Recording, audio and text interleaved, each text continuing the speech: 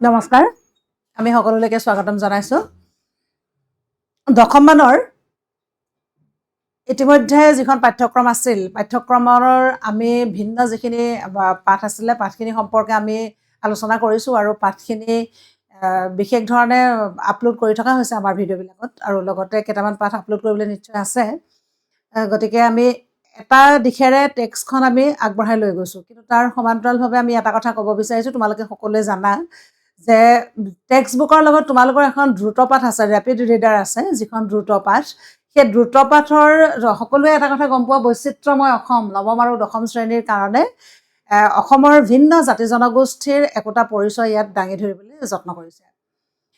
বৈচিত্ৰ্যময় অসম গ্ৰন্থখনৰ জৰিয়তে ছাত্ৰ ছাত্ৰীৰ কাৰণে আটাইতকৈ উপযোগিতাৰ কথাটো হ'ল যে আমি মুখতে কৈ থাকো বা তোমালোকৰ পাঠ্যক্ৰমৰ অন্তৰ্গতটো তোমালোকে অসমীয়া জনগোষ্ঠীৰ গাঁথনি আৰু সংস্কৃতি পঢ়িছা বা ভাৰতীয় সাংস্কৃতিক প্ৰেক্ষাপটৰ কথা পঢ়িবলৈ যাওঁতে ভাৰতীয় সংস্কৃতিৰ পাঠো তোমালোকে পঢ়িছা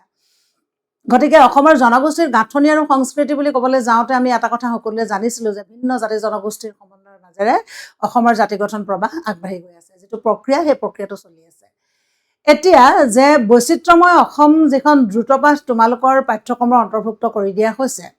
সেই বৈচিত্ৰ্যময় অসমখন দিয়াৰ মূল বিষয়টো হৈছে যে আমি প্ৰতিজন ছাত্ৰ ছাত্ৰীয়ে এটা কথা জনাটো উচিত যে বিশেষ ধৰণে কোনবোৰ জাতি জনগোষ্ঠীয়ে অসমত বসবাস কৰি আছে তোমালোকৰ এই কিতাপখনত যিমানকেইটা জনগোষ্ঠী দিয়া হৈছে তাৰকৈ আৰু বহুত বেছি জনগোষ্ঠী সৰু সৰু উপগোষ্ঠী বহুতো অসমত আছে কিন্তু ঠাউকতে বিশেষ বিশেষ কেইটামান জনগোষ্ঠীৰ পৰিচয় ইয়াত দিবলৈ যত্ন কৰা হৈছে আৰু যিকেইটা জনগোষ্ঠীৰ পৰিচয়ৰ মাজেৰে ছাত্ৰ ছাত্ৰীয়ে অন্ততঃ এটা কথা অনুভৱ কৰিব পাৰিব যে সেই জাতি জনগোষ্ঠীখিনিৰ যিখিনি অৱদান সেই জাতি জনগোষ্ঠীৰ যিখিনি তেওঁলোকৰ অসমীয়া জাতি গঠনৰ ক্ষেত্ৰত তেওঁলোকৰ যিখিনি ইন্ধন যোগাইছে তেওঁলোকে সেইখিনিৰ জৰিয়তে যে অসমীয়া জাতি অত্যন্ত শক্তিশালী হৈ পৰিছে সেই কথাটো ল'ৰা ছোৱালীৰ বোধগম্য হ'ব পাৰে বৈচিত্ৰ্যময় অসম নামৰ যিখন দ্ৰুতপাঠ তোমালোকক দিয়া হৈছে তোমালোকে সকলোৱে জানাই তাৰ পৰা আমাৰ 10 নম্বৰ আহিব আমি বাকি যিখন টেক্সট আছে আমাৰ 16টা পাঠ কবিতা তাৰ লগতে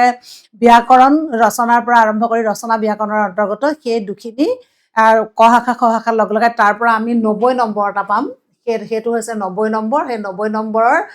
10 নম্বৰ তোমালোকক এই ৰেপিড ৰিডাৰখনত দি দিয়া হৈছে এই ৰেপিড ৰিডাৰখনত তোমালোকক 10 নম্বৰ দিয়া হৈছে অৰ্থাৎ এই 10 নম্বৰটো তোমালোকক কেনেকৈ দিব এতিয়া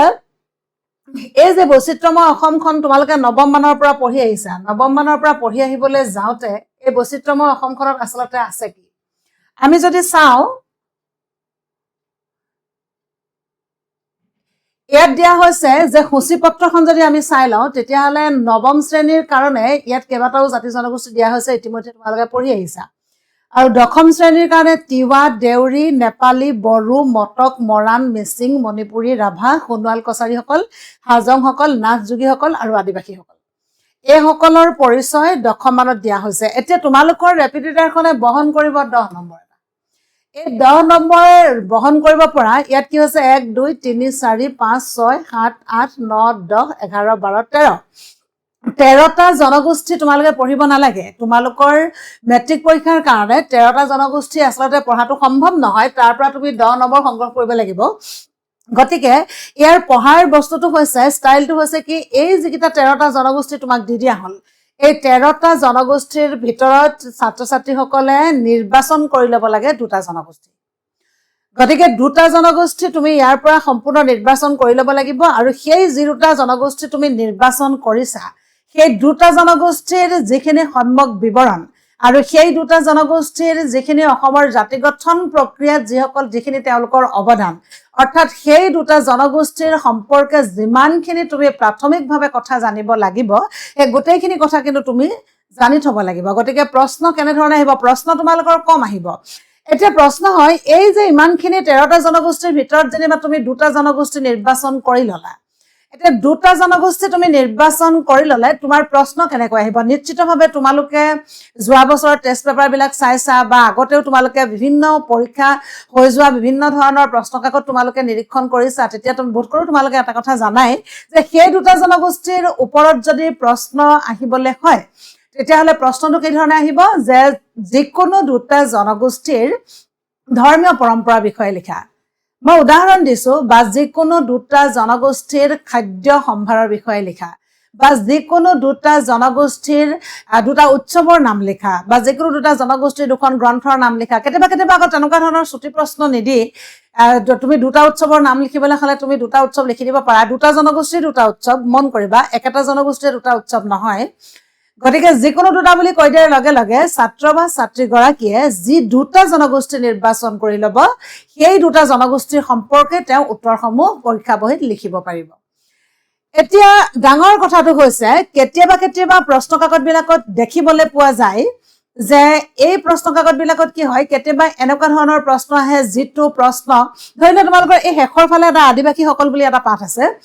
আদিবাসীসকলৰ বিষয়ে ইয়াত তোমালোকক দিবলৈ যত্ন কৰা হৈছে এতিয়া আদিবাসীসকলৰ বিষয়ে যেতিয়া দিবলৈ যত্ন কৰা হৈছে তুমি আদিবাসীসকলৰ বিষয়ে তুমি কিতাপখনত উলিয়াই ল'বা আৰু এটা কথা তুমি তাত দেখিবা যে আদিবাসীসকলৰ বিষয়ে বা তেওঁলোকৰ উৎসৱ পাৰ্বণৰ কথা বা তেওঁলোকৰ সাংস্কৃতিক যিটো পৰম্পৰাগত বিচাৰ যিখিনি আদিবাসীসকলৰ যিখিনি তেওঁলোকৰ সাংস্কৃতিক সম্ভাৰ এই সন্দৰ্ভত কিন্তু মই উদাহৰণে দিছো আদিবাসীসকলৰ ওপৰত যিটো পাঠ তোমালোকক আগবঢ়াই দিয়া হৈছে সেই পাঠটোত আদিবাসীসকলৰ পৰিচয়টো কিন্তু বিশদভাৱে বৰ্ণনা নাই কেতিয়াবা সেই কাৰণে এই 13টা জনগোষ্ঠীৰ ওপৰত তুমি যেতিয়া জনগোষ্ঠী নিৰ্বাচন কৰি ল'বা নিৰ্বাচন কৰোতে তুমি এটা কথাত সাৱধান হবা সেই সাৱধানতাটো হৈছে তুমি এনেকুৱা এটা জনগোষ্ঠী নিৰ্বাচন কৰি ল'বা যিটো জনগোষ্ঠীৰ এক বিশদ বিৱৰণ তোমাৰ কিতাপখনত অন্তৰ্ভুক্ত আছে গতিকে কিছুমান জনগোষ্ঠীৰ কিছুমান সাংস্কৃতিক পৰম্পৰাগত কথা কিছুমান জনগোষ্ঠীৰ কিছুমান সাংস্কৃতিক উপাদান কিছুমান জনগোষ্ঠীৰ কিছুমান নিৰ্দিষ্ট তেওঁলোকৰ বৈশিষ্ট্য তেওঁলোকৰ জীৱন প্ৰণালী এই সন্দৰ্ভত গোটেইকেইটা জনগোষ্ঠীতে সম্পূৰ্ণ সমানভাৱে গোটেই তথ্যখিনি পাবলৈ অকণমান জটিল হৈ পৰে গতিকে তুমি নিৰ্বাচন কৰোতে এটা বিশেষ জনগোষ্ঠী নিৰ্বাচন কৰি ল'বা যিটো জনগোষ্ঠীৰ মাধ্যমেৰে তোমাৰ পৰীক্ষাত আহিবলগীয়া প্ৰশ্ন কাকতৰ যিকোনো প্ৰশ্নৰ উত্তৰ যাতে সেই জনগোষ্ঠীটো তুমি যিটো পঢ়িবা তাত তুমি বিচাৰি পাবা এতিয়া কথা হৈছে তিৱাসকলৰ পাঠটো যথেষ্ট সুন্দৰভাৱে দিয়া হৈছে তাৰ লগতে ইয়াত বড়োসকলৰ পাঠটো দিবলৈ যত্ন কৰা হৈছে মিচিংসকলৰ বিষয়ে দিয়া হৈছে মণিপুৰীসকলৰ বিষয়ে দিয়া হৈছে এই কথাখিনি তোমালোকৰ এটা কথা চাবা এইখিনিতে মই এটা কথা কওঁ এটা প্ৰশ্ন কেতিয়াবা পৰীক্ষাত অহা দেখা যায় বিভিন্ন টেষ্ট পেপাৰবিলাকতো অহা দেখা যায় যোৱা বছৰো তেনেকুৱা ধৰণে দেখা হৈছে ভিন্ন জিলাবিলাকত তেনেধৰণে প্ৰশ্ন কাকত তেওঁলোকে তৈয়াৰ কৰিছে তোমালোকৰ এটা প্ৰশ্ন দিয়া থাকে যে সেই প্ৰশ্নটো হৈছে যে ধৰি লোৱা মিচিংসকল এই মিচিংসকলৰ আদিম বাসস্থান ক'ত আছিল এটা কথা তোমালোকে মন কৰিবা যে আদিম বাসস্থান মানে তোমাৰ কিতাপত যি ধৰণে দিয়া হৈছে আদিম বাসস্থান তেওঁলোকে আচলতে কোৱা হৈছে মিচিংসকল পাহাৰীয়া গোষ্ঠী আছিল আৰু লাহে লাহে তেওঁলোকে কি কৰিছিলে ঝুম খেতি কৰিছিলে লাহে লাহে তেওঁলোকে ভৈয়ামৰ ফালে আহিবলৈ লৈছিলে আৰু ক্ৰমাগতভাৱে ধৰি লোৱা শিৱসাগৰ যোৰহাট কি কয় ডিব্ৰুগড় এনেকুৱা ঠাইবিলাকত মিচিংসকলে বসতি আৰম্ভ কৰিছিলে এতিয়া মিচিংসকলৰ বিষয়ে তুমি যেতিয়া এই গোটেই জাতি জনগোষ্ঠীখিনিৰ আদিম অধিবাসী বুলি ক'বলৈ যাওঁতে এইখিনি গোটেইখিনি অসমৰে মানুহ আচলতে ইয়াত কোনো ধৰণৰ বিভ্ৰাট হ'বলগীয়া কথা নাই কিন্তু কথাটো হৈছে কি এতিয়া যেনেধৰণে ৰাজনৈতিক প্ৰেক্ষাপটৰ কাৰণে হওক বা প্ৰশাসনিক ব্যৱস্থাৰ সুবিধাৰ কাৰণে হওক বা ভিন্ন কাৰণত কি কৰা হৈছে সেই লোকসকল যেনেধৰণে ধৰি লোৱা এতিয়া নাগালেণ্ড বেলেগ এখন ৰাজ্য অৰুণাচল বেলেগ এখন ৰাজ্য মেঘালয় বেলেগ এখন ৰাজ্য তেনেধৰণে সেই যে ৰাজ্যবোৰ বেলেগ হৈ আছে গতিকে এতিয়া বসতি স্থানটো বেলেগ ধৰণে উলিয়াই লোৱা হৈছে কিন্তু এই লোকসকল প্ৰকৃততে অসমৰে আদিম অধিবাসী আৰু এই লোকসকলৰ অৱদানেৰেহে আচলতে অসমীয়া জাতিৰ যিটো গঠন প্ৰক্ৰিয়া যিটো গঠন প্ৰবাহ সেই গঠন প্ৰবাহটো আগবাঢ়ি গৈছে এতিয়া ইয়াত তোমালোকৰ এই পাঠবিলাকৰ ভিতৰত এটা খুব জৰুৰী প্ৰশ্ন আহে যে যিকোনো দুটা জনগোষ্ঠীৰ দুজন বিশেষ ব্যক্তিৰ পৰিচয় দিয়া যিকোনো দুটা জনগোষ্ঠীৰ দুজন বিশেষ ব্যক্তিৰ পৰিচয় দিয়া মানে এই ৰেপিডাৰখনৰ উত্তৰ কৰিবলৈ যাওঁতে তুমি এটা প্ৰশ্ন একেবাৰে সম্পূৰ্ণ কৰি ৰাখিবা সেই প্ৰশ্নটো হৈছে তুমি যি দুটা জনগোষ্ঠী পঢ়িবা সেই দুটা জনগোষ্ঠীৰ দুজন বিশেষ ব্যক্তিৰ পৰিচয়টো তুমি সম্পূৰ্ণ নখ দৰ্পণত ৰাখিবা কেতিয়াবা এই দুজন ব্যক্তিৰ বিষয়ে লিখিবলৈ যাওঁতে কেতিয়াবা তোমাৰ প্ৰশ্ন আহে 3+3=6 কেতিয়াবা তোমাৰ প্ৰশ্ন আহে 2+2=4 তোমাৰ কেতিয়াবা এজন ব্যক্তিৰ বিপৰীতে 2 নম্বৰকেও দিব পাৰে নতুবা এজন ব্যক্তিৰ বিপৰীতে কেতিয়াবা 3 নম্বৰকৈ তোমাক দিব পাৰে গতিকে তোমাৰ পাঠ্যাংশত তুমি তিৱাসকলৰ বিষয়ে পঢ়া বা মিচিংসকলৰ বিষয়ে পঢ়া বা ৰাভাসকলৰ বিষয়ে তুমি পঢ়া তেতিয়া পঢ়িলে তোমালোকে এটা কথা তাত পাবা যে সেই জাতি জনগোষ্ঠীটোৰ ভিন্ন পৰিচয় তোমাৰ তাক দিবলৈ যত্ন কৰা হৈছে খাদ্য সম্ভাৰৰ কথা তাত কৈছে যে সাজপাৰৰ কথা তাত কৈছে তাত উৎসৱ পাৰ্বণৰ কথা কৈছে তেওঁলোকৰ সামাজিক পদ্ধতিৰ বিষয়ে কোৱা হৈছে আৰু এই কথাখিনি কৈ সামৰণি মাৰি তেওঁলোকে প্ৰতিটো জাতি জনগোষ্ঠীৰ পাছফালে তুমি চাবা পৃষ্ঠাটোত যে বিশেষ বিশেষ সেই জাতিটোৰ বিশেষ বিশেষ অৱদান আগবঢ়োৱা নিশ্চিতভাৱে বিশেষ ব্যক্তিৰ পৰিচয় তাত তুলি দিয়া হৈছে মই একেবাৰে উজুৰ উদাহৰণ দিছো যেনেকৈ মিচিংসকল তোমালোকে সকলোৱে জানা যাদৱ পায়েঙৰ নাম সকলোৱে জানা গতিকে তেনেধৰণে যাদৱ পায়েং কেনেকৈ মিচিংসকলৰ মিচিং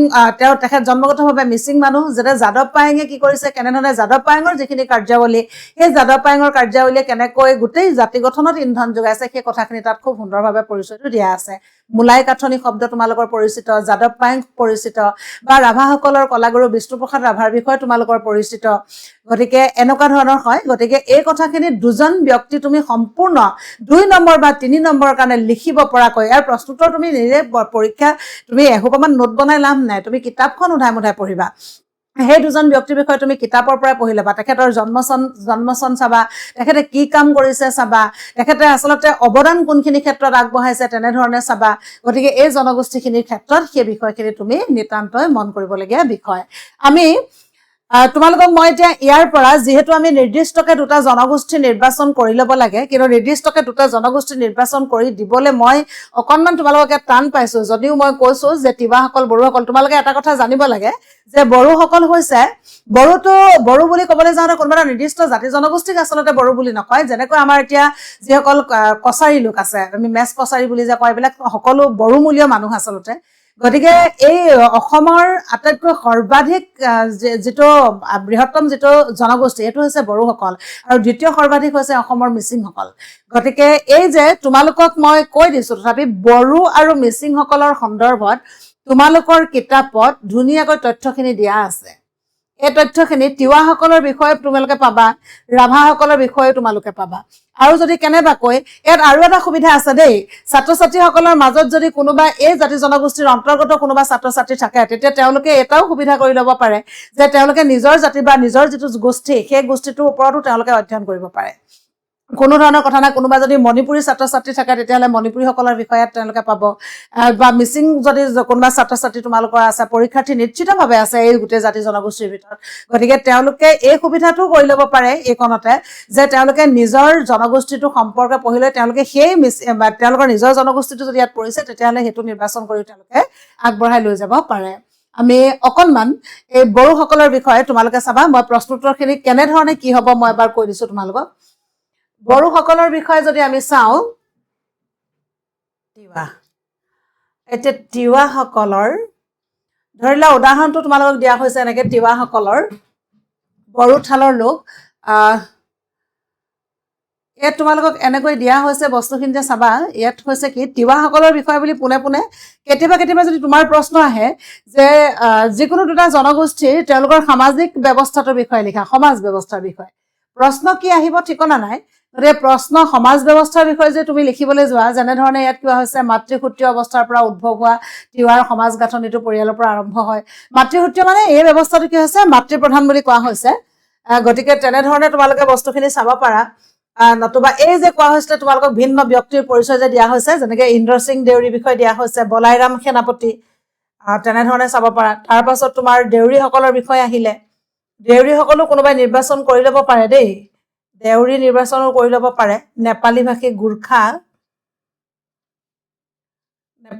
গোৰ্খাসকল তাৰ পাছত ধৰি লোৱা বড়োসকল এই যে বড়োসকলৰ বিষয়ে মই তোমালোকক এইকাৰণে দেখুৱাব বিচাৰিছোঁ বড়োসকল কৈছোৱেই যে বড়োসকলৰ যিমানখিনি যেনেকুৱা ধৰণৰ প্ৰশ্নবিলাক আহে সেই বড়োসকলৰ এই প্ৰশ্নোত্তৰখিনি তোমালোকে ইয়াৰ জৰিয়তে পাবা কোনোবা এটা জাতি বা জনগোষ্ঠীৰ ভাষা বা সাহিত্যৰ বিষয়ে যদি তোমাক লিখিবলৈ আহে তেতিয়াহ'লে বড়োসকলৰ ভাষা সাহিত্যত খুব ধুনীয়াকৈ দিয়া হোৱা আছে তাৰ পাছত তুমি যাবা বড়োসকলৰ ধৰ্ম কোনো তোমাৰ নিৰ্দিষ্ট এটা জাতি জনগোষ্ঠীৰ বিষয়ে যিকোনো দুটা জাতি জনগোষ্ঠীৰ বিষয়ে যদি ধৰ্ম পৰম্পৰাগত বিষয়খিনি আহে তেতিয়াহ'লে বড়োসকলৰ ধৰ্ম বিষয়টো ইয়াত দিয়া হৈছে আৰু কেতিয়াবা এনেকুৱা ধৰণৰ প্ৰশ্ন আহে যে যিকোনো দুটা জনগোষ্ঠীৰ সংস্কৃতিৰ বিষয়ে লিখা সংস্কৃতিৰ বিষয়ে লিখিবলৈ যাওঁতে বড়োসকলৰ সংস্কৃতি সম্পৰ্কে ইয়াত দিয়া হোৱা আছে তোমালোকে ইয়াত কিছুমান শব্দ আছে বড়ো মহিলাসকলে কাপোৰত তোলা ফুলবোৰ ডাউথু আগান ফাৰেও মেগন মুফুৰ, আফা, দাওৰাই এনেকুৱা ধৰণৰ শব্দবিলাক দিয়া হৈছে, যিবিলাক শব্দ আচলতে তোমালোকে আমি এই যে বড়ো ভাষাত যিখিনি শব্দ ব্যৱহাৰ হৈ থাকে সেই ভাষাৰ ব্যৱহাৰ বস্তুখিনিহে আচলতে ইয়াত দিয়া হোৱা আছে। গতিকে তাৰ 2-3টা শব্দ তোমালোকে আয়ত্ত কৰিবলৈ যত্ন কৰিব লাগিব। তাৰ পাছত আহিছে গীত মাত বাদ্যযন্ত্ৰ। কেতিয়াবা কেতিয়াবা তোমালোকৰ এনেকুৱাও হয় যিকোনো দুটা জনগোষ্ঠীৰ কি কয় বাদ্যযন্ত্ৰ সম্পৰ্কে লিখা বা দুবিধ বাদ্যযন্ত্ৰৰ বিষয়ে লিখা, তেতিয়াও তুমি মই এইকাৰণে কৈছো বড়োসকলৰ বিষয়ে গোটেই তথ্যখিনি বড়োসকলৰ বিষয়ে বিশদভাৱে ইয়াত দিয়া হোৱা আছে। তথাপি তোমালোকৰ ইচ্ছা কথা যে যি ধৰণে সুবিধা পোৱা সেই ধৰণে তোমালোকে দুটা জনগোষ্ঠী সম্পূৰ্ণ নিৰ্বাচন কৰি ল'ব পৰা অধিকাৰ তোমালোকক দিয়া হৈছে। গতিকে যি ধৰণে সুবিধা লাগে সেই ধৰণে তোমালোকে ব্যৱহাৰ কৰিবা। এতিয়া ৰাষ্ট্ৰীয় বঁটা পাবক উস্তাদ কামিনী কুমাৰ নাৰ্জাৰী, তুমি কামিনী কুমাৰ নাৰ্জাৰী হওক, তাৰ পাছত নহলে তোমাৰ শোভা ব্ৰহ্ম, তাৰ পাছত শোভা ব্ৰহ্ম, কামিনী কুমাৰ নাৰ্জাৰী, বিনেশ্বৰ ব্ৰহ্ম আৰু বিনেশ্বৰ ব্ৰহ্ম এইকেইজনৰ বিষয়ে তোমালোকক ইয়াত দিয়া হৈছে। চমুটুকা কৈছে উস্তাদ কামিনী কুমাৰ নাৰ্জাৰী, শোভা ব্ৰহ্ম, বিনেশ্বৰ ব্ৰহ্ম। এতিয়া হৈছে এই যে প্ৰশ্নখিনি ইয়াত তোমালোকক ইয়াত দিয়া হৈছে যে বড়োসকলৰ বিষয়ে লিখা দুখন গ্ৰন্থৰ নাম লিখা। বড়ো ভাষাৰ প্ৰথম গ্ৰন্থখন কি? এনেকুৱা ধৰণৰ প্ৰশ্ন তোমাৰ পৰীক্ষাত নাহে। যিকোনো দুটা জনগোষ্ঠী বুলি ভাবি তোমাক পৰীক্ষাত প্ৰশ্ন আহিব।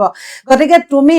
বড়োসকলৰ বিষয়ে তুমি যেতিয়া চাবলৈ যাবা, মই বড়োসকলৰ বিষয়ে বা যিকোনো জাতি বা জনগোষ্ঠী এটাৰ বিষয়ে যেতিয়া তুমি চাবলৈ যাবা, চাবলৈ যাওঁতে তুমি প্ৰথম কথা পঢ়িবা দীঘলীয়াকৈ, সেই জনগোষ্ঠীটোৰ নিৰ্দিষ্ট এজন ব্যক্তি তুমি সম্পূৰ্ণ ঠিক কৰি ল'বা। দ্বিতীয় কথা হৈছে সেই জনগোষ্ঠীটোৰ সাংস্কৃতিক প্ৰেক্ষাপটটো কেনেকুৱা, তাৰ সাংস্কৃতিক সম্ভাৰখিনি কেনেকুৱা, সেই বস্তুটো তুমি চাই ল'বা। সেই জনগোষ্ঠীটোৰ তুমি যিটো জনগোষ্ঠী পঢ়িবা সেই জনগোষ্ঠীৰ লিখা দুখন গ্ৰন্থৰ নাম তুমি চাই ল'বা। যিটো জনগোষ্ঠী পঢ়িবা সেই জনগোষ্ঠীটোৰ ধৰ্মীয় পৰম্পৰা বুলি ক'বলৈ যাওঁতে উৎসৱ পাৰ্বণৰ দুটা উৎসৱৰ নাম লিখা বুলিও কেতিয়াবা তেনেকুৱা প্ৰশ্নবোৰ ভাল। দুটা উৎসৱৰ নাম লিখিবলৈ হ'লে দুটা উৎসৱ, তুমি দুটা জনগোষ্ঠীৰ দুটা উৎসৱ লিখি দিলে তোমাক 2 নম্বৰ দিয়া হ'ব। কেতিয়াবা তেনেকৈ চুটি প্ৰশ্ন 2-2কেও দিয়ে, কেতিয়াবা নিদিয়ে। তোমাৰ কেতিয়াবা আহে যে কি কয় যিকোনো দুটা জনগোষ্ঠীৰ সংস্কৃতিৰ বিষয়ে লিখা। এতিয়া তুমি সংস্কৃতিৰ বিষয়ে যদি লিখিবলৈ যোৱা তেতিয়াহ'লে বড়োসকলৰ সংস্কৃতি কোনখিনি লিখিবা? গতিকে বড়োসকলৰ সংস্কৃতি বুলি ক'বলৈ যাওঁতে ইয়াত তোমাক দিছে। সংস্কৃতি বুলি ক'বলৈ যাওঁতে এটা কথা লক্ষ্য কৰিবা, যিকোনো এটা জাতি জনগোষ্ঠীৰ সেই অংশটোকে সংস্কৃতি বুলি কোৱা হয় যে বিভিন্ন ধৰণৰ এতিয়া সাজপাৰ, বাদ্যযন্ত্ৰ, খাদ্য প্ৰণালী, সমাজ ব্যৱস্থা, জীৱন ধাৰণৰ গোটেই ব্যৱস্থাটো, এই গোটেইখিনিক লৈ আচলতে তাৰ সাংস্কৃতিক পৰিক্ৰমাটো আগবাঢ়ি যায়। কেতিয়াও সংস্কৃতি বুলি কওঁতে তাৰ বাদ্যযন্ত্ৰৰ কথা তুমি লিখিলেই নহ'ব, তাৰ অকল সাজপাৰটোৰ বিষয়ে তুমি লিখিলেই নহ'ব। গতিকে সংস্কৃতি বুলি ক'বলৈ যাওঁতে সমান্তৰালভাৱে গোটেইকেইটা কথা তাত চুই যাব। যদি তুমি এটা জাতি বা জনগোষ্ঠীৰ সংস্কৃতিৰ বিষয়ে যদি তুমি বিশদভাৱে চাই লোৱা, সেই জাতিটোৰ জনগোষ্ঠীৰ বিষয়ে যদি তুমি জানা, তেতিয়া জানি ল'লে তোমাৰ আৰু এটা ক্ষেত্ৰত সুবিধা হয়। কেতিয়াবা কি হয়, যিকোনো দুটা জনগোষ্ঠীৰ একোটা সম্যক পৰিচয় দাঙি ধৰা। এতিয়া তুমি সম্যক পৰিচয় দাঙি ধৰিবলৈ যাওঁতে সেই জনগোষ্ঠীৰ মানুহখিনি কোন ঠাইত আচলতে তেওঁলোকে বসবাস কৰি আছে, তেওঁলোকে আদিতে কি আছিল, তেওঁলোকে কেনেধৰণে ক্ৰমাগতভাৱে আহি সেই পৰ্যায় পাইছেহি, তেওঁলোকৰ সাংস্কৃতিক উপচাৰ কি, তেওঁলোকৰ সংখ্যাগতভাৱে তেওঁলোকে অসমত তেওঁলোকৰ কিমান সংখ্যা আছে, বা তেওঁলোকৰ ধৰ্মীয় পৰম্পৰা ব্যৱস্থাটো কেনেকুৱা, গোটেই কথাখিনি অকণ চুই আহি তুমি তাৰ জনগোষ্ঠীটোৰ পৰিচয়টো তুমি দাঙি ধৰিব লাগিব। যিকোনো এটা বিষয়ৰ ওপৰত তুমি জনগোষ্ঠীটোৰ পৰিচয় দাঙি ধৰিলে নহ'ব। গতিকে বড়োসকলৰ বিষয়ে মই কৈছোহে, বড়োসকলৰ বিষয়ে তোমালোকে এটা কাম কৰিবা, যদি তোমালোকৰ ইচ্ছা হয় তেতিয়াহ'লে বড়োসকলৰ বিষয়ে তোমালোকে পঢ়ি ল'ব। মই তথ্যখিনি থকাৰ কাৰণেহে তোমালোকক কৈছো, বাকী কোনো ধৰণৰ কথা নাই। কোনোবাই ইচ্ছা কৰিলে তিৱাসকলৰ বিষয়েও পঢ়িব পাৰে, ৰাভা পঢ়িব পাৰে, কোনো কথা নাই। এতিয়া মটকসকলৰ পৰম্পৰাগত বিচাৰ দিয়া হৈছে। মটকসকলৰ বিষয়ে তোমালোকে পঢ়িব পাৰা দেই। মৰাণ,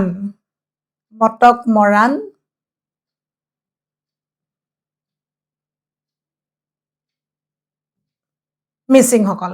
এতিয়া অসমৰ দ্বিতীয় সৰ্ববৃহৎ জনজাতীয় জনগোষ্ঠীটো হৈছে মিচিংসকল। এতিয়া মিচিংসকলৰ বিষয়ে আমাৰ ছাত্ৰ ছাত্ৰীসকলে পঢ়িবলৈ মই সুবিধা পাব বুলি অকণমান অনুভৱ কৰোঁ, এইকাৰণে যে মিচিং জনগোষ্ঠীটোৰ তোমালোকে একো নুশুনিলে আলি আই লৃগাং শুনিছা। আলি আই লৃগাঙৰ বিষয়ে তুমি শুনিছা, কাৰণ এই গোটেই জনগোষ্ঠীখিনি কি কৰা হৈছে, এই জনগোষ্ঠীখিনি কৃষিভিত্তিক উৎসৱৰ জৰিয়তে তেওঁলোকৰ উৎসৱ পাৰ্বণবিলাক আচলতে পৰিচালিত হয়, তেওঁলোকে আগবাঢ়ি যায়। গতিকে মিচিংসকলৰ যিখিনি তথ্য দিয়া হৈছে মিচিংসকলৰ তথ্যখিনি এনেকুৱা ধৰণৰ প্ৰশ্ন আহে ধৰি লোৱা মিচিংসকলৰ পূৰ্ব বাসস্থান হিচাপে অসমৰ উত্তৰাণী পাহাৰকে চিহ্নিত কৰা হৈছে অৰ্থাৎ মই অকণমান আগত তোমালোকক কৈছোঁ এই গোটেই জাতি জনগোষ্ঠীখিনি আচলতে অসমৰ জাতি জনগোষ্ঠী যেনেকৈ অৰুণাচলত আছে ধৰি লোৱা অকা মিচিমি দফলা সেই মানুহখিনিতো আচলতে কি হয় এতিয়া ভাগি গৈছে সেইটো বেলেগ কথা প্ৰশাসনিক বা ৰাজনৈতিক কাৰণত কিন্তু অৰুণাচল আচলতে বৰ অসমৰ অংগীভূত গতিকে সেই লোকসকল অসমৰ জনগোষ্ঠীৰ ভিতৰত অসমৰ মানুহৰ ভিতৰত তেওঁলোক পৰি যায় অসমীয়া মানুহৰ ভিতৰত এতিয়া ধৰি লোৱা যেনেকৈ নগাসকলৰ লগত এতিয়া নাগালেণ্ড ফাটি গৈছে সেইটো সুকীয়া কথা কিন্তু নগাসকলেতো অসমীয়া মানুহৰ সৈতে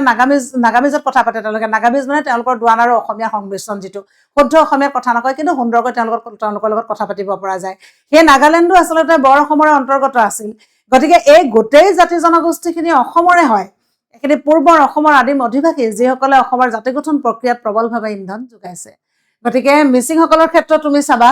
মিচিংসকলৰ গোটেই ব্যৱস্থাটো কেনেকুৱা বংশগোত্ৰ পুৰুষসকলৰ পৰা পাৰ কৰা হয় তাৰপিছতে ধৰি লোৱা বিয়া বাৰুৰ ক্ষেত্ৰত দুয়োটা পৰিয়ালৰ পক্ষৰ তেওঁলোকৰ কি থাকে মীমাংসাৰ জৰিয়তে বিয়া বাৰু হয় মিচিংসকলৰ কৃষিয়ে হৈছে জীৱিকাৰ প্ৰথম সম্বল তেওঁলোকে কি হৈছে খালে খেতি আহু খেতিৰ পৰা আৰম্ভ কৰি এই আলু কচু জলকীয়াৰ পৰা আৰম্ভ কৰি এই খেতিখিনি কৰে এটা জনগোষ্ঠীৰ সংস্কৃতিৰ বিষয়ে ক'বলৈ যাওঁতে সেই কথাখিনি তুমি মন দিবই লাগিব তাৰপাছতে মিচিং জনগোষ্ঠীসকলৰ এইটো হৈছে জাতীয় সাজপাৰৰ কথা কোৱা হৈছে এটা কথা সকলোৱে জানা যে মিচিং মহিলাসকলৰ এটা উন্নত মানদণ্ডৰ এটা খুব সাংস্কৃতিক সম্ভাৰ আছে যিহেতু সেইটো হৈছে কি মিচিংসকলৰ সাজপাৰ মিচিংসকলৰ মহিলাসকলে যিবিলাক সাজপাৰ পৰিধান কৰে তেওঁলোকে আচলতে বয়ন যিটো শিল্পত মিচিং তিৰোতাসকলৰ অনন্য নৈপুণ্যতা আছে সেই কথাটো তুমি স্বীকাৰ নকৰি উপায় নাই গতিকে মিচিং সাজপাৰ আমি সকলোৱে চিনি পাওঁ মিচিং সাজপাৰ গতিকে সাজপাৰ কথাটো আছে তাৰপিছতে মিচিংসকলে এই যে সমাজ ব্যৱস্থাটো শৈৱ শাক্ত তান্ত্ৰিক বিশেষকৈ কেৱলীয়া ৰাতি খোৱা সেৱা ধৰ্মপন্থা অৱলম্বন কৰা হয় এনেকুৱা বস্তুটো দহিপল মিচিংসকলৰ মূল ধৰ্ম এই বস্তুখিনি তোমালোকে তেনেধৰণে চাব পাৰা আৰু আটাইতকৈ ডাঙৰ কথা মিচিংসকলৰ যিটো জাতীয় উৎসৱৰ বিষয়ে ক'বলৈ যাওঁতে আমি আলি আই লৃগাঙৰ বিষয়ে জানো ফাগুন মাহৰ প্ৰথম বুধবাৰটোত কোনো ধৰণৰ তাৰিখৰ কথা নাই ফাগুন মাহৰ যিটো প্ৰথম বুধবাৰ হ'ব সেই বুধবাৰটোতে তেওঁলোকে আলি আই লৃগাং অনুষ্ঠিত কৰে যেনেকৈ অসমীয়া মানুহে বিহু উদযাপন কৰে বিহু হৈছে কৃষিভিত্তিক উৎসৱ বিহু কেতিয়াও আচলতে অভিজাত শ্ৰেণীৰ বুকুত সৃষ্টি হোৱা এটা উৎসৱ নহয় অনাখৰী জনতাৰ মাজত যিটো স্বতঃস্ফূৰ্ত আৱেগ তাৰ জৰিয়তে কৃষিভিত্তিক যিটো আনন্দ সেই কৃষিভিত্তিক আনন্দহে বিহু যেনেকৈ জন্ম দিছে ঠিক তেনেধৰণে মিচিংসকলৰ মাজতো যিটো আলি আই লৃগাঙো আচলতে কৃষিভিত্তিক উৎসৱ গতিকে এই জনগোষ্ঠীখিনিৰ যিখিনি উৎসৱ পাৰ্বণ আছে গোটেই উৎসৱ পাৰ্বণখিনি কৃষিৰ ব্যৱস্থাৰ লগত সি জড়িত হয় গতিকে এই বস্তুখিনি তোমালোকে আলি আই লৃগাঙৰ বিষয়ে পাবা তাৰপিছতে ইয়াত তোমালোকৰ এনেকুৱা ধৰণৰ দিছে যে বা লোক সাহিত্যৰ ক্ষেত্ৰত অত্যন্ত চহকী তোমালোকে মিচিংসকলৰ বিষয়ে যেনেকৈ পাইছা যাদৱ পায়েঙৰ বিষয়ে পাইছা মিচিংসকলৰ বহুকেইজন ব্যক্তি আছে যিকেইজন ব্যক্তিয়ে অসমীয়া জাতি গঠনত প্ৰবলভাৱে ইন্ধন যোগাইছে সেই কথাখিনি তোমালোকে চাই ল'ব পাৰা ভৃগুমণি কাগিউং তোমালোকে উজু এজন চাই ল'বা পৰীক্ষাত লিখিবলৈ কমলামিৰিৰ বিষয়ে আছে কমলামিৰিৰ বিষয়টো চাগে নিশ্চয় ছ'চিয়েল ছায়েন্সত তোমালোকৰ আছে থাকিব লাগে পিতৃপুৰুষ ঐৰামবৰীৰ বিষয়ে কোৱা হৈছে আৰু পদ্মশ্ৰী যাদৱ পায়েং আৰু মই ভাবিছোঁ যাদৱ পায়েঙৰ বিষয়ে তোমালোকে কিতাপ পঢ়ি যাদৱ পায়েঙৰ বিষয়ে লিখিব লাগে বুলি মই নাভাবোঁ কাৰণ আজিৰ এইটো সময়ত প্ৰতিজন ছাত্ৰ ছাত্ৰীয়ে যাদৱ পায়েঙৰ পৰিচয়টো জনাটো নিতান্তই প্ৰয়োজন গতিকে এইখিনি হৈছে মিচিংসকলৰ বিষয়বস্তু গতিকে তোমালোকে মিচিংসকলৰ পৰা এই বস্তুখিনি চাব পাৰা তাৰপিছত তোমালোকৰ মণিপুৰীসকলৰ বিষয়ে আহিছে মণিপুৰীসকলৰ বিষয়ে আমি যদি চাওঁ তেতিয়াহ'লে সেই মণিপুৰীসকল আজি মণিপুৰ ফাটি গৈছে সেইটো বেলেগ কথা কিন্তু সেই মণিপুৰীসকলো অসমৰে আচলতে সন্তান আৰু অসমৰে তেওঁলোকে এটা বিশেষ জনগোষ্ঠী আৰু মণিপুৰীসকলৰ যিটো অৱদান আছে মণিপুৰী মানুহৰ তোমালোকে চাবা নগাঁও অঞ্চলত হোজাই অঞ্চলত মণিপুৰী মানুহ আছে শিৱসাগৰৰ বিভিন্ন ঠাইত মণিপুৰী মানুহ আছে এই মণিপুৰী মানুহখিনি এতিয়া সংমিশ্ৰণ কিন্তু পৰম্পৰাগতভাৱে তেওঁলোকে আংশিকভাৱে হ'লেও তেওঁলোকৰ পৰম্পৰাগত যিখিনি সাংস্কৃতিক উপচাৰ পৰম্পৰাগত যিখিনি সাংস্কৃতিক বিচাৰ সেইমতে কিন্তু তেওঁলোক চলি আছে গতিকে এই মণিপুৰীসকলৰ বিষয়ে তোমালোকে চাব পাৰা মই কৈ দিছোঁ তোমালোকক কিন্তু স্পষ্টভাৱে মই দুটা জনগোষ্ঠী এই দুটাই পঢ়িবা বুলি কৈ দিবলৈ বেয়া পাইছোঁ এইকাৰণে ছাত্ৰ ছাত্ৰীৰ নিৰ্বাচনৰ যিটো ব্যৱস্থা কৰি দিয়া হৈছে গতিকে নিৰ্বাচনৰ ব্যৱস্থাৰ মাধ্যমেৰে খালি এটা অসুবিধা আছে অসুবিধাটো হৈছে গোটেই জনগোষ্ঠীখিনি তুমি নিজে এবাৰ চাই ল'ব লাগিব কোনটো তুমি সুবিধাজনক পাইছা গতিকে সেইকাৰণেহে মই কৈছোঁ যে মিচিং বড়ো মণিপুৰী ৰাভা এনেকুৱা ধৰণে যদি তোমালোকে উলিয়াই ল'ব পাৰা তেতিয়াহ'লে তোমালোকৰ ক্ষেত্ৰত এইটো সুবিধা হ'ব বুলি দাবী কৰিব পৰা যায় এতিয়া চাবা এই মণিপুৰীসকলৰ ক্ষেত্ৰত মণিপুৰীসকলৰ বিষয়ে তুমি ব্ৰহ্মপুত্ৰ উপত্যকাত বসবাস কৰা বন্ধু বান্ধৱীসকলে ভাষাকে গ্ৰহণ কৰিছে অৰ্থাৎ যিসকল মণিপুৰী লোক আছে তেওঁলোকৰ নিজস্ব ভাষা আছে ভাষা থকা স্বত্তেও কিন্তু অসমত থকাৰ কাৰণে তেওঁলোকে কৈছে অসমীয়া ভাষা গ্ৰহণ কৰিছে নাৱৰীয়া ফুলো নৃত্যগুৰু যতীন্দ্ৰ সিংহ তাৰ পাছত তোমালোকৰ সমাজ সেৱিকা সৰস্বতী সিংহা আৰু সমাজ সেৱিকা সৰস্বতী সিংহা তাৰ পাছত তোমালোকক কি দিয়া হৈছে যে নুংথুম্বম বিদ্যাপতি সিংহ গতিকে চাই ল'বা বস্তুটো মিচিংসকল হেৰিয়াসকলৰ বিষয়ে সুবিধা পাতে ৰাভাসকলৰ বিষয়ে ৰাভাসকল কিন্তু বিষয়টো ৰাভা বুলি শব্দটো তোমালোকৰ কাৰণে উজু গতিকে ৰাভা শব্দটো তোমালোকে সকলোৱে জানাই এইটো আদিম জাতি অসমত পূৰ্বৰ পৰা বসবাস কৰি অহা এইসকলক যিসকলক আমি যে আজিকালি কওঁ যে ভূমিপুত্ৰ বুলি কওঁ যে অসমৰ আদিম অধিবাসী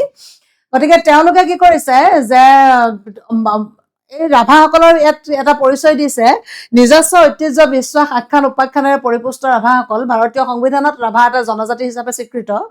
আৰু মংগোলীয় ফৈদৰ ৰাভাসকল সামাজিক ফালৰ পৰা কেইবাটাও শাখাত বিভক্ত অৰ্থাৎ এটা কথা মন কৰিবা এই যিসকল জাতি জনগোষ্ঠীৰ লোকৰ বিষয়ে আমাক পঢ়িবলৈ দিয়া হৈছে এইখিনি গোটেইখিনি গোষ্ঠীগতভাৱে মংগোলীয় গোষ্ঠীৰ মানুহ মংগোলীয় গোষ্ঠী কোনখিনি মানুহ তোমালোকে সমাজ বিজ্ঞানত আছে যদিও মই নাজানো বাৰু তথাপি কিন্তু এটা কথা তোমালোকে দেখিবা শাৰীৰিক গঠন প্ৰক্ৰিয়াটো যিটো যেনেধৰণে মানুহবিলাক অকণমান চাপৰ হয় যেনেধৰণে ধৰি লোৱা মুখৰ এই অংশটো হনুবিলাক ওলোৱা চকুবোৰ টনা টনা চেলাউৰি নোম বা কি কয় এনেধৰণে কি হৈছে চেলাউৰি নোমৰ পৰা আৰম্ভ কৰি এই পৰিমাণটো কম থাকে নাকবিলাক সামান্যতম চেপেটা চেপেটা হয় এনেকুৱা ধৰণৰ যিসকল মংগোলীয় গোষ্ঠী নগা বড়ো মিচিং তিৱা আহোম এই যিসকল মানুহক তোমালোকে দেখিছা শাৰীৰিক অৱয়ৱটো তুমি যি দেখিছা এইটো সেই শাৰীৰিক অৱয়ৱৰ ওপৰত নিৰ্ভৰ কৰি যিটো ভাগ কৰি দিয়া হৈছে সেইটো মংগোলীয় গোষ্ঠীৰ অন্তৰ্গত আৰু অসমত যিমানবিলাক জনগোষ্ঠীয় লোক বসবাস কৰিছে গোষ্ঠীগতভাৱে তেওঁলোকে এই জনগোষ্ঠীয় যিসকলৰ বিষয়ে তোমালোকৰ কিতাপখনত অন্তৰ্ভুক্ত কৰি দিয়া হৈছে এই গোটেই লোকখিনি মংগোলীয় গোষ্ঠী গতিকে তাত গোষ্ঠীগত গোষ্ঠী বুলি ক'বলৈ যাওঁতে মংগোলীয় গোষ্ঠীতে সকলোখিনি পৰে গতিকে তাৰ পৰিচয় দিছে আৰু ভাষাৰ বিষয়ে কিন্তু দিছে তেওঁলোকৰ নিজৰ ভাষা আছে মণিপুৰীসকলৰ নিজস্ব লিপি আছে তেওঁলোকৰ ভাষা আছে গতিকে এই ভাষাৰ ক্ষেত্ৰত তোমালোকৰ এই কথাখিনি মণিপুৰী বিষয়ে তোমালোকে চাব পাৰা আৰু ৰাভাসকলৰ বিষয়ে তাৰ সংস্কৃতি ৰাভাসকলৰ ৰাভাসকলৰ সমাজ ব্যৱস্থাৰ বিষয়ে দিছে ৰাভাসকলৰ সংস্কৃতিৰ বিষয়ে দিছে তোমালোকে একো কৰিব নালাগে কিতাপখন মেলি পঢ়ি গ'লে হ'ল ৰাভাসকলৰ উৎসৱ পূজা পাতলৰ বিষয়ে দিছে এইকেইটা প্ৰশ্ন কিন্তু খুব আহে যে যিকোনো দুটা জনগোষ্ঠীৰ সংস্কৃতিৰ বিষয়ে লিখা যিকোনো দুটা জনগোষ্ঠীৰ উৎসৱ পূজা পাতলৰ বিষয়ে লিখা এই কথাখিনি আহে খুব সুন্দৰকৈ ৰাভাসকলৰ ভিতৰত ইয়াত গাঁঠি দিছে আৰু একো নাজানিলেও তোমালোকে কলাগুৰু বিষ্ণুপ্ৰসাদ ৰাভাৰ নাম সকলোৱে শুনিছা শুনিব লাগিব শুনাটো বাঞ্ছনীয় গতিকে কলাগুৰু বিষ্ণুপ্ৰসাদ ৰাভাৰ বিষয়ে তোমালোকে চাব পাৰা ৰাজেন ৰাভাৰ বিষয়ে আছে তাৰপৰা বিৰুবালা ৰাভা নাম শুনিব লাগে গতিকে এইকেইটা কথাই তোমালোকৰ তাত আছে গতিকে কথাখিনি তোমালোকে এবাৰ চাই ল'বা আমি ৰাভাসকলৰ পিছত সোণোৱাল কছাৰীসকলৰ বিষয়ে তোমালোকক ইয়াত দিয়া হৈছে এইটো কৈছে মংগোলীয় হিচাপে অসমত প্ৰৱেশ কৰিছিলে মংগোলীয় গোষ্ঠীয়ে মই কৈছোঁ এইসকল লোক মংগোলীয় গোষ্ঠী দেখা দেখে গোটেই মানুহখিনি সোণোৱাল আৰু বৰ্তমান সমাজত শাসনৰ ব্যৱস্থা ৰবা তাৰ পাছত ধৰ্মৰ বিষয়েও সোণোৱাল কছাৰীসকলৰ বিষয়ে দিছে তাৰ পাছত তেওঁলোকৰ সমাজ পদ্ধতিৰ বিষয়ে দিছে ঘৰ সজা পদ্ধতি ঘৰ সজা তুমি এটা কথা মন কৰিবা এটা জনগোষ্ঠীৰ সংস্কৃতিৰ বিষয়ে যদি ক'বলৈ যায় এই যে ইয়াত ক'লে ধৰ্ম এই যে ক'লে কছাৰীসকলৰ সমাজ পদ্ধতি তাৰপৰা কছাৰীসকলৰ ঘৰ সজা পদ্ধতি লোকসাহিত্য এই যে এটা যে অংশকৈ এটা দফাকৈ যে তোমালোকক আগবঢ়াই দিয়া হৈছে সেই দফাখিনিৰ পৰা যেতিয়া তুমি সংস্কৃতিৰ বিষয়ে লিখিবলৈ যাবা ধৰ্মৰ পৰা তুমি ধৰ্মৰ ক্ষেত্ৰত কি হৈছে যিখিনি কথা তোমাক ইয়াত দিয়া হৈছে তাৰ পৰা তুমি দুই এটা বস্তু আনি লৈ তাৰপৰা সমাজ পদ্ধতিৰ দুই এটা বস্তু আনি লৈ তাৰপৰা সোণোৱাল কছাৰীসকলৰ ঘৰ সজা পদ্ধতি বা তুমি ধৰি লোৱা তাৰ লোকসাহিত্য কেনেকুৱা ধৰণৰ আছে এই বস্তুখিনি মিলাই মেলি সেই জনগোষ্ঠীটো তুমি সংস্কৃতিৰ বিষয়ে লিখিব লাগিব সংস্কৃতি বুলি পোনা পোনা একো নাথাকে গোটেই বস্তুটো মিহলাই ল'ব লাগিব তাৰ পাছতে তেওঁলোকৰ বৰ্তমানৰ বসতি দিয়া হৈছে তাৰপৰা গগন চন্দ্ৰ সোণোৱাল দি দিলে পৰিচয় দি দিলে মানুহৰ পৰশুৰাম সোণোৱাল তেনেধৰণে তোমালোকে চাব পাৰা বৰেণ্য শিক্ষাবিদ যোগেশ দাস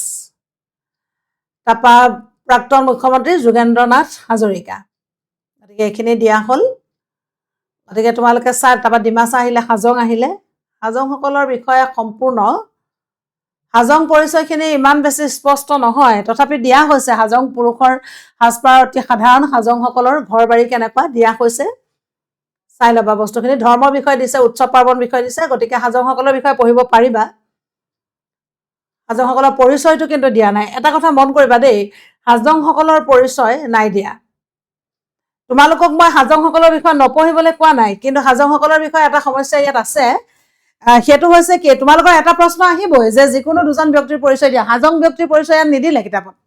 হাজং ব্যক্তিৰ পৰিচয় নিদিলে মানে তেতিয়াহ'লে তুমি যেতিয়া প্ৰশ্নটো কৰিবলৈ যাবা যিকোনো দুটা জনগোষ্ঠীৰ তেতিয়াহ'লে হাজংসকলৰ বিষয়ে যদি তুমি পঢ়া তেতিয়াহ'লে হাজংসকলৰ তুমি যেতিয়া ব্যক্তিৰ পৰিচয় দিবা তুমি দুটা জনগোষ্ঠীৰ পৰিচয় দিব লাগিব তোমাৰ এটা সিলেক্টেড হৈছে হাজংসকলৰ তেতিয়া পৰিচয় দিবলৈ কাৰ বিষয়ে পৰিচয় দিবা গতিকে সেই সুবিধাটোৱে মই তোমালোকক মন কৰিবলৈ কৈছো কথাখিনি বুজিও পাব লাগিব তাৰ সৈতে পৰীক্ষা আৰু নম্বৰৰ স্বাৰ্থ জড়িত হৈ থাকে গতিকে কথাখিনি চাবা তাৰপৰা নাথযোগীসকল আছে নাথযোগীসকলৰ বিষয়ত আদিবাসীসকলৰ বিষয় আছে আদিবাসীসকলৰ বিষয়ে এইটো চোৱা আদিবাসীসকলৰ সংস্কৃতিৰ বিষয় দিলে তাৰপাছতে খ্ৰীষ্টান মুণ্ডা কৰম উৎসৱৰ বিষয় দিলে আদিবাসীসকলৰ ভাষা এই আদিবাসীসকলৰ ক্ষেত্ৰতো আদিবাসীৰ যিটো সাংস্কৃতিক পৰম্পৰাগত বিচাৰ সেইটো কিন্তু ইয়াত পৰিচয়টো কমকে দিয়া আছে গতিকে গোটেই ৰেপিড ৰিডাৰখনৰ ক্ষেত্ৰত দ্ৰুতপাঠখনৰ ক্ষেত্ৰত প্ৰথম কথা তুমি নিৰ্বাচন কৰিবলগীয়া জনগোষ্ঠীটো অকণমান বিস্তৃত বিৱৰণ থকা এটা জনগোষ্ঠী তুমি নিৰ্বাচন কৰি ল'বা ইয়াত আমি পাইছো মই দি দিছোঁ উদাহৰণস্বৰূপে বড়োসকলৰ বিষয়ে মিচিংসকলৰ বিষয়ে বা তিৱাসকলৰ বিষয়ে তাৰপাছতে কি কয় ৰাভাসকলৰ বিষয়ে মণিপুৰীসকলৰ বিষয়ে তোমালোকে ভাল ধৰণে যদি চোৱা এই জনগোষ্ঠীকেইটাৰ মই কৈ দিয়া জনগোষ্ঠীকেইটাৰ ওপৰত নিৰ্বাচন কৰি তাৰ দুটা তোমালোকে ঠিক কৰি ল'বা আৰু সেই দুটা ঠিক কৰি তুমি কোনো ধৰণৰ নোট তৈয়াৰ কৰাৰ প্ৰয়োজন নাই সেই গোটেই জনগোষ্ঠীকেইটাৰ সম্পৰ্কে তুমি কিতাপৰ পৰাই থ্ৰলি পঢ়ি ল'বা একো কৰিব নালাগে ৰেপিড ৰিডাৰখন গতিকে এই যে এতিয়া আদিবাসীসকলৰ বিষয়ে কোৱা আছে মই অকণমান আগতে হাজংসকলৰ বিষয়ে ক'লো হাজংসকলৰ বিষয়ে পঢ়াত তোমালোকৰ কোনো ধৰণৰ আপত্তি নাই কিন্তু ব্যক্তি পৰিচয় নাথাকিলে তোমাৰ প্ৰশ্নত কিন্তু এটা নম্বৰ আধৰুৱা হৈ থাকিব তুমি ব্যক্তি পৰিচয় বেলেগে উলিয়াই ল'ব লাগিব এতিয়া আদিবাসীসকলৰ বিষয়ে কিন্তু ইয়াত এটা দিলে খ্ৰীষ্টান মুণ্ডাৰ কথা ক'লে খ্ৰীষ্টান মুণ্ডাৰ বিষয়ে ইয়াত ক'লে কমকে তাৰপাছত তুমি ধৰি লোৱা আৰু জাষ্টিন লাক্ৰান কি কয় জাষ্টিন লাক্ৰা গতিকে জাষ্টিন লাক্ৰাৰ বিষয়ে ক'লে খ্ৰীষ্টান মুণ্ডাৰ বিষয়ে ক'লে দুজন ব্যক্তিৰ পৰিচয়টো তোমালোকৰ ইয়াত দাঙি ধৰিলে কিন্তু ইয়াত আদিবাসীসকলৰ যিখিনি সাংস্কৃতিক পৰম্পৰাগত বিচাৰ তেওঁলোকৰ ধৰি লোৱা বাদ্যযন্ত্ৰ হওক তেওঁলোকৰ সাজপাৰ প্ৰণালীৰ বিষয়ে হওক তেওঁলোকৰ সাংস্কৃতিক পৰম্পৰাৰ বিষয়ে হওক এই কথাখিনি কিন্তু বিশদ বিৱৰণ নাই তেনেধৰণে তুমি কিতাপখনৰ পৃষ্ঠাটো উলিয়াই যিখিনিত তোমাৰ বিশদ বিৱৰণ নাই সেই জনগোষ্ঠীকেইটা তুমি আঁতৰাই দিবা যিকেইটা বিস্তৃত বিৱৰণ আছে সেই জনগোষ্ঠীকেইটা তুমি পঢ়িবা গোটেই 13টা জনগোষ্ঠীৰ বিষয়ে নালাগে এইকেইটাহে নালাগে অসমত আৰু ভিন্ন জাতি জনগোষ্ঠী এনেকুৱা জাতি জনগোষ্ঠীও আছে যিসকলৰ ধৰি লোৱা লিখিত লিপি নাই তেওঁলোকে দোৱান ব্যৱহাৰ কৰে গতিকে তেনেকুৱা জাতি জনগোষ্ঠীৰ বিষয়ে সকলোৱে নিতান্তই জনাটো খুব প্ৰয়োজন কিন্তু এতিয়া আমাৰ বৈচিত্ৰ্যময় অসমখনৰ পৰা আমাৰ সুবিধাটো হৈছে কি গতিকে আমি সকলোৰ বিষয়ে জনাটো তাত আমি যে জানিবই লাগিব তাত দিমত নাই কিন্তু কথাটো হৈছে তোমালোকে পৰীক্ষালৈ পঢ়িব লাগিব পৰীক্ষালৈ পঢ়িবলৈ হোৱাৰ কাৰণে তুমি জনগোষ্ঠীকেইটা একদম সুস্থভাৱে তুমি নিৰ্বাচন কৰি ল'বই লাগিব গতিকে এই গোটেই জনগোষ্ঠীখিনি পঢ়াত কোনো ধৰণৰ বাধা নাই গতিকে এই কথাখিনি তোমালোকে এনেধৰণে চাবা এনেধৰণে চালেহে এটা জনগোষ্ঠীৰ বিপৰীতে তোমালোকৰ 5 নম্বৰ থাকিব গতিকে দুটা জনগোষ্ঠীত 5 5 10 থাকিব গতিকে 10 নম্বৰটো গোটাবলৈ যাওঁতে জনগোষ্ঠী সম্পৰ্কীয় কথাখিনি ভাল ধৰণে চাবা প্ৰথম কলো বাদ্যযন্ত্ৰ সম্পৰ্কীয় কথাখিনি চাবা জনগোষ্ঠীকেইটাৰ সংস্কৃতিৰ সম্পৰ্কে চাবা জনগোষ্ঠীকেইটাৰ সাজপাৰ বিষয়ে চাবা জনগোষ্ঠীকেইটাৰ উৎসৱ পাৰ্বণৰ বিষয়ে চাবা জনগোষ্ঠীকেইটাৰ বিভিন্ন ধৰণৰ তেওঁলোকৰ গ্ৰন্থৰ নাম আছে গ্ৰন্থৰ বিষয়ে চাবা সেই জনগোষ্ঠীকেইটা পূৰ্বতে অসমৰ কোনখিনি অংশত বসবাস কৰিছিলে সেই ধৰণে তোমালোকে চাবা সেই জনগোষ্ঠীটোৰ মানুহবিলাকে কেনেধৰণে কোনখিনি অংশত বসবাস কৰি ক্ৰমাগতভাৱে তেওঁলোকে কেনেকৈ কোন ঠাইত বিশেষভাৱে বসতি স্থাপন কৰিলে বৰ্তমান সেই জনগোষ্ঠীকেইটা কোন ঠাইত হেচৰিত হৈ আছে সেই কথাখিনি চাবা সেই জনগোষ্ঠীকেইটাৰ নিৰ্দিষ্ট যিকেইজন ব্যক্তিৰ পৰিচয় দিয়া হৈছে সেই ব্যক্তিকেইজনৰ পৰিচয় তুমি ভাল ধৰণে চাবা তুমি এফালৰ পৰা ব্যক্তিকেইজন পঢ়ি যাবা আৰু সেই যি দুজন ব্যক্তি তুমি নিৰ্বাচন কৰি ল'বা সেই দুজন ব্যক্তিৰ বিষয়ে তুমি